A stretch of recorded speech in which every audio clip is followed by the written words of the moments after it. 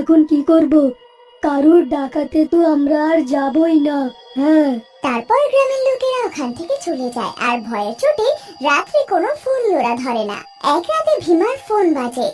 ভীমা যেই ফোন উঠাতে যায় অমনি ওর স্ত্রী দুলারি ওখানে এসে যায় আর রেগে গিয়ে ভীমাকে বলে, কোথায় যাচ্ছ ফোন ধরতে? এই ঝাড়ু দিয়ে এমন মার মারবো না তোমাকে যে ফোন ধরা ভুলে যাবে। যদি ডাইনির ফোন হয় তো চলো চুপচাপ বসো। আরে ভাগ্যবান, তুমিও না। একটু কিছু হয়েছে কি হয়নি? তুমি তো পুরো পাহাড় মাথায় উঠিয়ে নাও।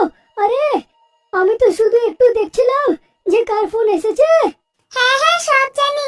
তুমি কোনসা টাটা বিল্লার আত্মীয় হও যে এত রাত্রিবেলা ফোন আসবে? চুপ করে বসো।